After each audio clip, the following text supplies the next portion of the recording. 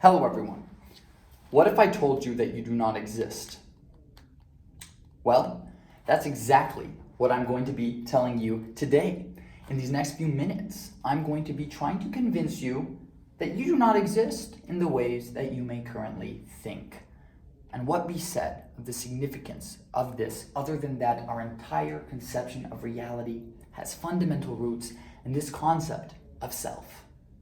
You see, I'll be going over a philosophical argument and a biological argument for not existing, and then conclude with why we continue to persist in self-delusion.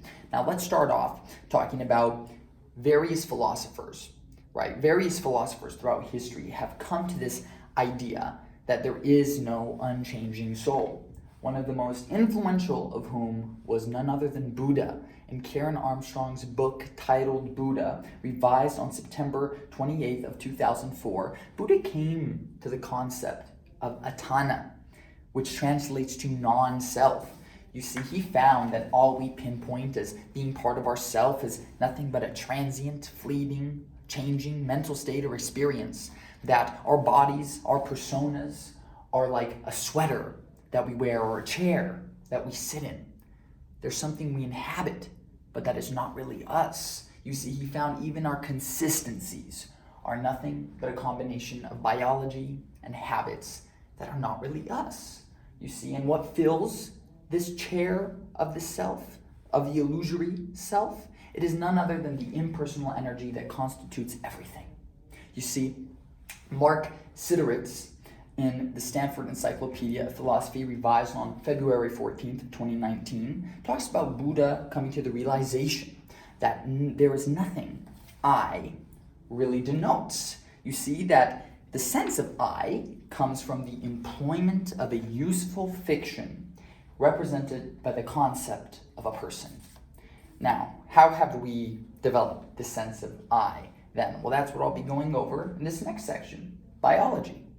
You see, biologically speaking, we've evolved in order to tell ourselves stories and create stories, even if untrue, in order to survive. According to a short study published by Colorado Early Colleges on January 30th of 2017, an epilepsy patient named Joe underwent a procedure to have his corpus callosum split, which separated his left and right hemisphere in his brain. Now, what that stopped was communication between the right hemisphere and the left hemisphere. Now, left hemisphere deals with language and the right hemisphere deals with images. So when showed a word in a visual field that serviced by his left hemisphere, he'd be able to say the word. When showed a word in a visual field designated to his right hemisphere, he was not able to say the word. He didn't know what he just saw, but when they had him draw, he was able to draw it. And then all of a sudden, once he completed the drawing, say, oh, okay, I know what it is. Now you see, they showed him the word music and bell. Music went to his left hemisphere, language. Bell went to his right hemisphere, images. He was able to say that he saw music. He did not know that he saw bell. Now, they showed him images and said, pick one that matches the words that you saw.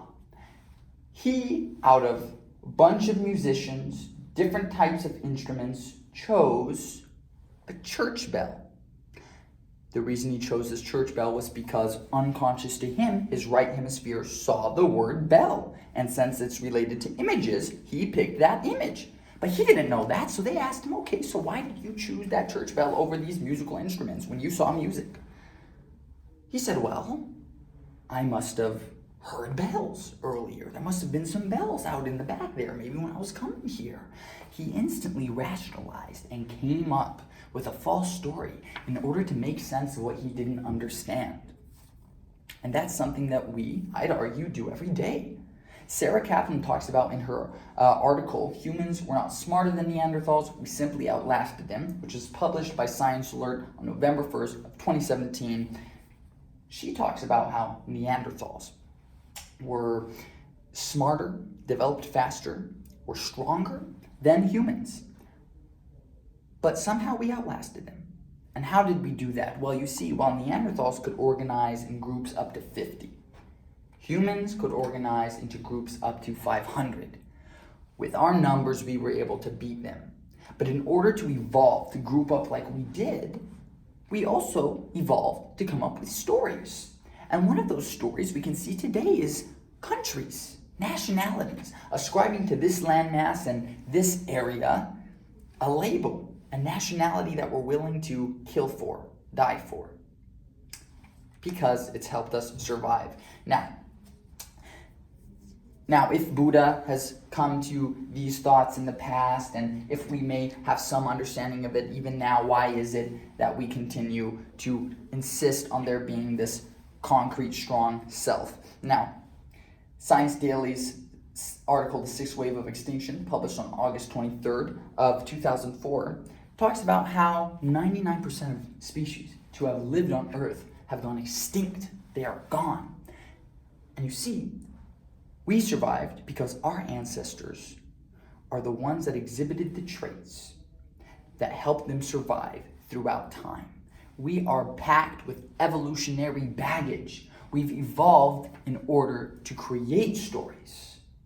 Hold on to a story, believe it, even if untrue, in order to interact with the world, to have a concept of a marker, to have a concept of a region from which we have an idea of direction, to have a concept of all of this in order to interact with the world, rather than have a sense of not knowing at all and being stagnant.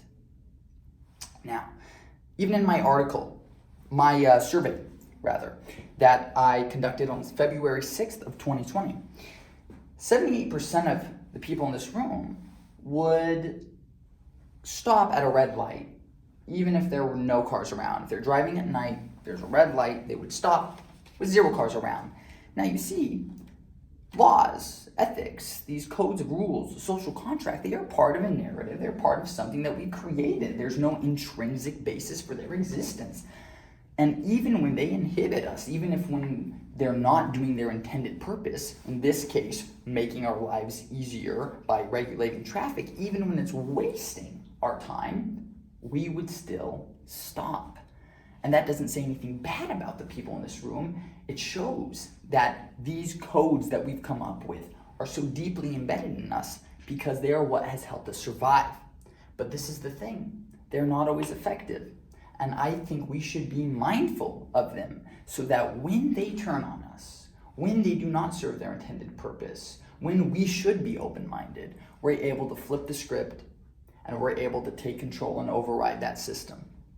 Now, we went over, in conclusion, philosophical argument and a biological argument for not existing, and why we continue to persist in delusion.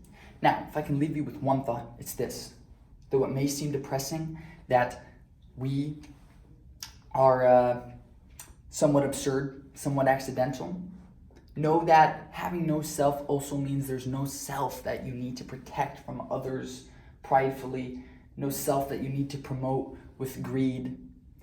And know that you too, like Buddha, can find that egotism only limits joy, and without it, the ceiling on joy can be removed.